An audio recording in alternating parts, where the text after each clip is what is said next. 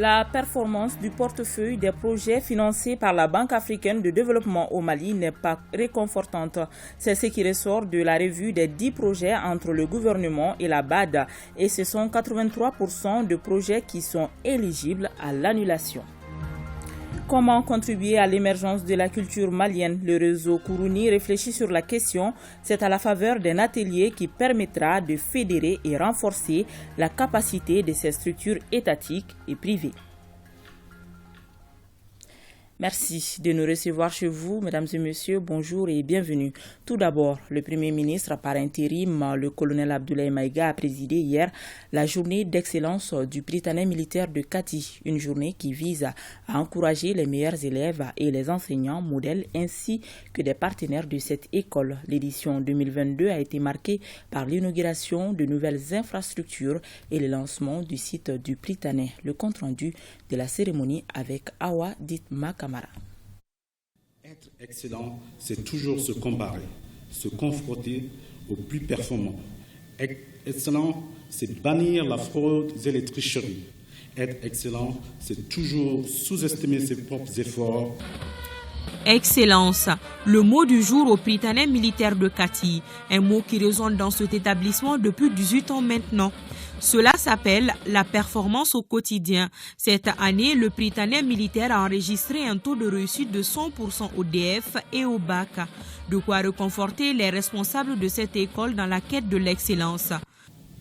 Les conditions de déroulement des examens de cette année constituent la preuve de la volonté des autorités de redonner à l'école toute sa noblesse et tout son rayonnement dans le temps. La réussite par le mérite, la réussite par le travail personnel de l'élève, la réussite par le travail bien fait. Les brillants résultats auxquels nous sommes parvenus cette année sont une œuvre commune. Ils sont le fruit de nombreux efforts conjugués. Ceux qui se sont fait distinguer dans leurs domaines respectifs ont été récompensés. Il s'agit du corps enseignant, les partenaires de l'école et les élèves. La palme est revenue à Adama Al-Djouma Sidibé qui a reçu le grand prix d'honneur. Nous sommes destinés à faire de grandes choses. En tout cas, j'ai l'espoir de faire de grandes choses et l'ambition de faire de grandes choses pour mon pays. Donc ici, c'est le début. Le reste est à venir. Donc ça me donne du courage afin de réaliser mes projets et tout ce qui y suit. Tout comme Adama Al-Djouma, Adam Doucouré et Karim Diallo sont des élèves du Prytanée militaire qui suivent leur cursus scolaire au Bénin et au Togo. Ils ont reçu les prix de la fierté pour avoir honoré le Mali. Après 7 ans d'études au Bénin, je reviens avec la mention bien, en plus de ma série, donc c'est une fierté pour moi. Je voudrais remercier tous ceux qui ont contribué à ce que j'arrive à ces résultats. Vraiment, je le suis très reconnaissant. Mais j'aimerais aussi dire que sans la grâce du bon Dieu, rien de tout ça là ne serait possible. Les parents d'élèves encouragent la direction du Prytanée militaire à aller de l'avant. Je pense que c'est une très bonne chose. Ça permet de motiver les gens. Aussi, on parvient à faire une journée d'excellence aussi parmi les excellents. Vraiment, c'est une source de motivation. L'encadrement au sein du Prytanée militaire de Kati, c'est la qualité. Depuis que mon enfant est là, vraiment, c'est le sérieux.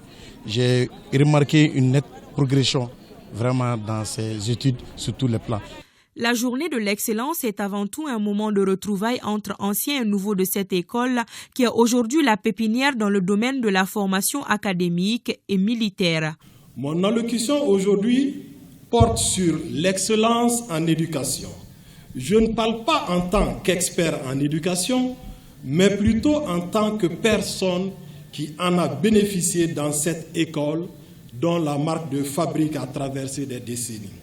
Cette éducation fait avoir des connaissances qui aboutissent à de bonnes compétences et un bon citoyen est celui qui utilise ses compétences à bon escient. Ils étaient aussi là pour encourager l'initiative, les autorités du pays qui doivent tout à cet établissement qui les a vus grandir. Je voudrais remercier et féliciter l'encadrement du Prytanée militaire de Kati qui célébrait aujourd'hui la journée de l'excellence. Sur un plan plus personnel, venir au Prytanée, évidemment, évoque à moi beaucoup de souvenirs. En tout cas, je me réjouis de voir tous les progrès accomplis. Cerise sur le gâteau, l'inauguration de nouvelles infrastructures composées d'un amphithéâtre de 364 places et 6 salles de classe. C'est également une journée d'excellence qui nous a permis de voir le développement et l'amélioration des conditions de vie et des conditions de travail, notamment la construction de nouvelles salles de classe et la construction d'une nouvelle salle amphithéâtre. Je voudrais ici féliciter le ministre de la Défense et des anciens combattants pour ce soutien très fort et cet engagement. Et désormais, en un clic, vous avez accès au site du Prytanée militaire. Auparavant, les élèves dans la posture du chef suprême des armées, du ministre de la Défense et du président du CNT avaient procédé à la revue des troupes. Une véritable mise en scène qui a impressionné l'assistance. Atelier de revue de la performance du portefeuille des projets financés par la Banque africaine de développement en République du Mali. La revue montre sur la vingtaine d'opérations en cours que le taux de décaissement du portefeuille se situe à 36,60%, c'est-à-dire que le niveau du portefeuille n'est pas satisfaisant. 83% d'instruments sont inscrits au rouge, autrement dit des projets éligibles à l'annulation. La présidence de la séance était assurée par le ministre de l'Économie et des Finances, Nyanya Le Traoré, pour les explications. Plus de 4 décennies de partenariat, environ 112 opérations approuvées pour un montant cumulé de plus de 1000 milliards de francs CFA. Ce bilan découle de la collaboration dynamique entre la Banque africaine de développement et le Mali. L'institution financière panafricaine passe en revue, conjointement avec notre gouvernement, le portefeuille des projets financés en cours. Cette présente revue constitue l'occasion pour nous de nous assurer que notre partenariat avec la BAD s'exécute conformément aux orientations globales et sectorielles stratégiques du Mali et au contenu du document de stratégie pays DSP de la Banque au Mali en vue de répondre aux besoins réels et vitaux de la population. L'atelier de restitution de ce jour est l'aboutissement et le résultat du travail accompli conjointement par la partie malienne et les équipes de la Banque africaine de développement. La semaine de la revue de la performance du portefeuille des projets qui a débuté le lundi 12 septembre, a permis d'examiner l'état d'exécution des opérations de la Banque au Mali avec les unités de gestion de projet, notamment la gestion fiduciaire et environnementale. Au total, la revue présente une vingtaine d'opérations pour un montant approuvé d'environ 391,37 milliards de francs CFA. Malheureusement, la performance actuelle du portefeuille est en deçà des attentes. Il devient impérieux, même urgent, d'assainir le portefeuille vieillissant. Le total des décaissements effectués sur les montants engagés est de 175,236 millions d'unités de compte, soit environ 149,59 milliards de francs CFA, avec un taux moyen de décaissement évalué à 38,22% pour un âge moyen du portefeuille à 5,41. Ce portefeuille connaît de nos jours un niveau avancé de détérioration de sa qualité, soit plus de 80% d'instruments inscrits au rouge, autrement dit des projets éligibles à l'annulation. Il est plus que nécessaire que des dispositions pratiques et adaptées soient prises par chacun d'entre nous pour une bonne mise en œuvre des recommandations, ce qui nous permettra de suivre de près et à tous les niveaux l'évolution du portefeuille et de l'assainir autant que possible et d'atteindre les objectifs de développement assignés à nos projets et programmes au bénéfice de nos populations. Une vidéo sur quelques réalisations des projets financés par la BAD ainsi que la présentation du plan d'amélioration du portefeuille ont été faites. On note aussi beaucoup de questionnements des participants quant à la fragilité des ambitions de l'organisation pour le Mali. Je constate avec regret que le taux de décaissement est extrêmement bas. Cela est très préoccupant pour les opérateurs économiques. Nous avons annuellement 3000 heures d'ensoleillement. Nous avons une intensité d'ensoleillement et nous avons une durée d'ensoleillement. Donc tous ces trois facteurs-là permettent à notre pays de produire de l'électricité de très bonne qualité. Et à partir de la mise à disposition de cette électricité, je crois que les autres segments de l'économie vont prendre de l'envol. Quand on essaie de voir le portefeuille, le social est à 3%, le changement climatique 2%, la gouvernance 5%, pour notre pays qui a dénoncé la mauvaise gouvernance dans ces dernières années, et aujourd'hui on est dans la refondation, je pense qu'il faut que la banque revoie sa stratégie de prise en compte la question gouvernance et la question sociale et aussi climatique. En réponse, assurance a été donnée par la BAD qui promet de fournir plus d'efforts avec les autorités de la transition afin de reverdir le portefeuille commun.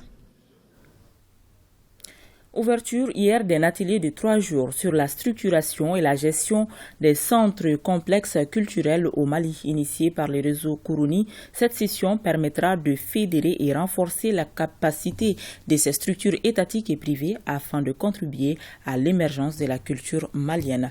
Reportage Ibrahim Kaoukounati et Makan Diakité.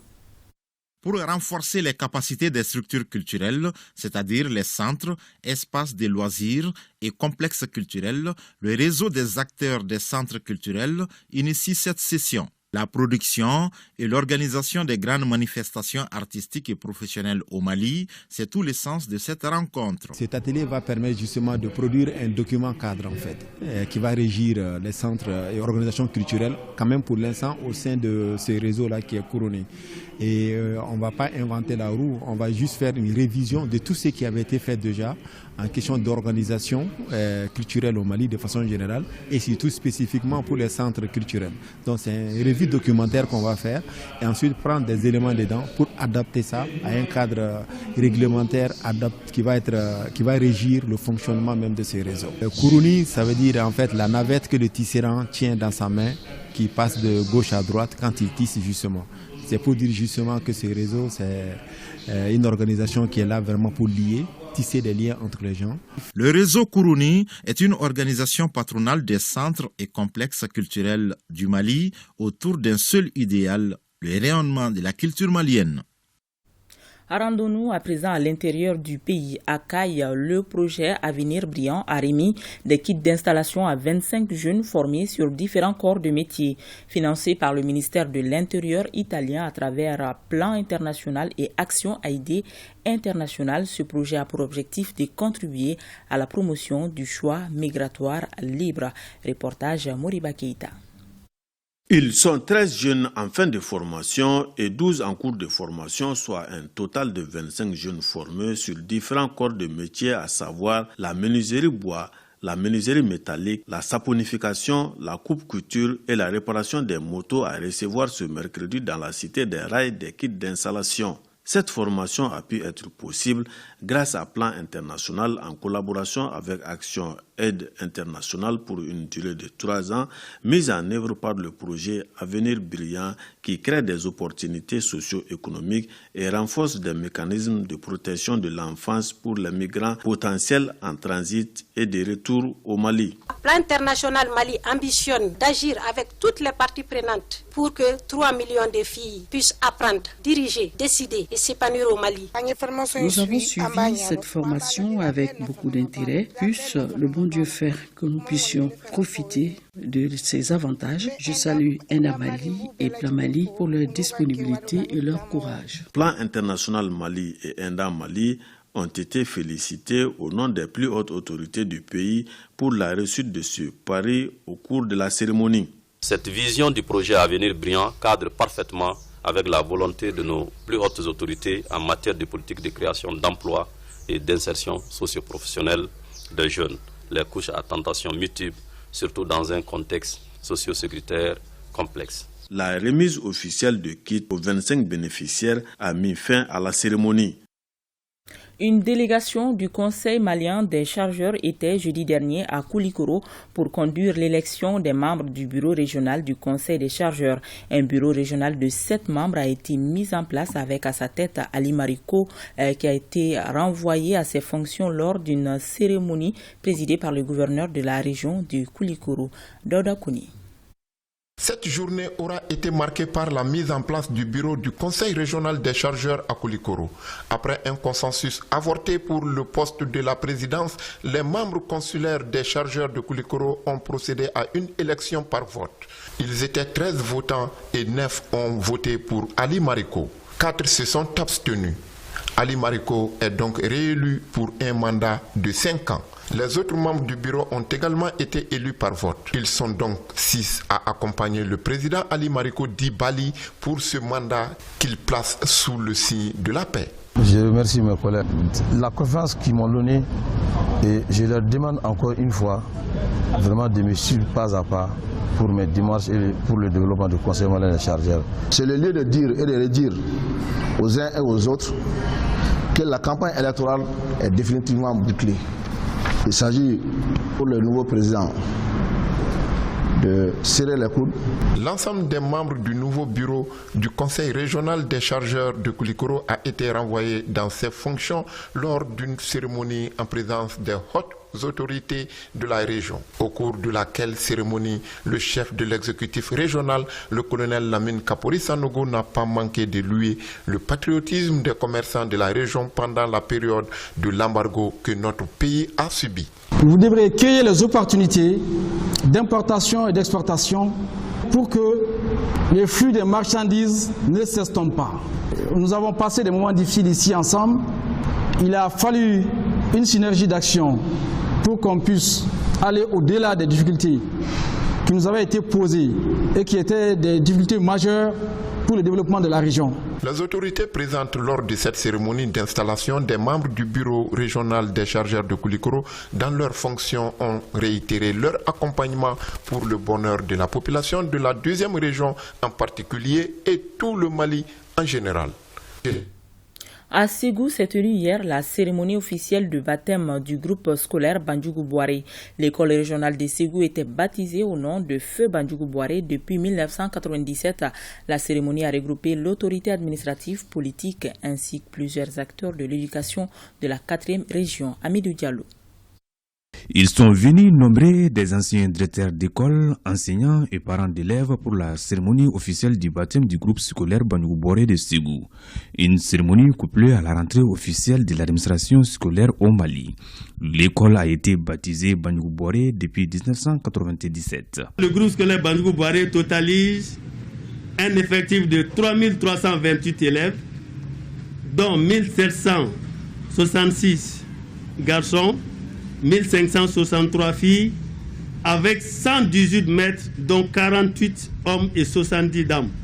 La famille Boiré et alliés ont le plaisir de recevoir ce matin tout ce monde constitué de parents, d'amis, de la crème des enseignants de Ségou, ceci pour rendre hommage à un homme qui a consacré toute sa carrière à l'éducation à Ségou.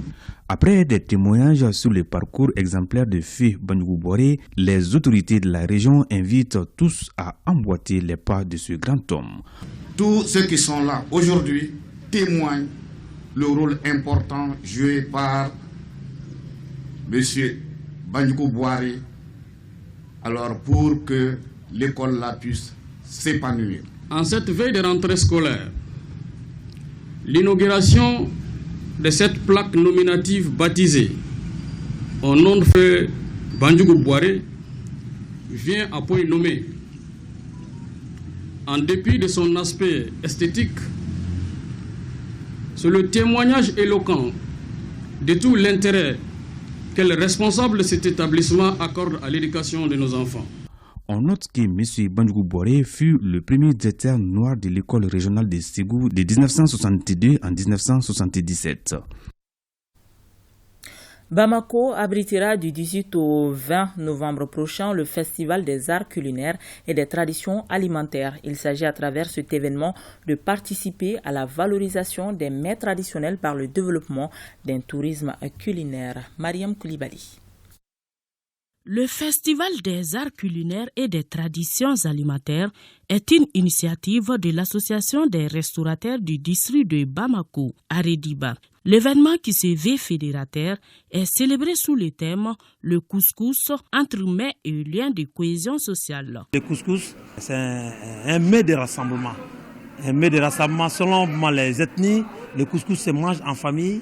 Et avec tous les mains dedans ensemble, c'est significatif. Donc c'est un mets qui peut amener une cohésion, qui peut amener vraiment la paix. Au-delà de son caractère inclusif, ce festival contribuera sans doute au rayonnement de la culture, de l'art culinaire et du tourisme. Ça rentre dans le cadre même de la labellisation du produit au Mali.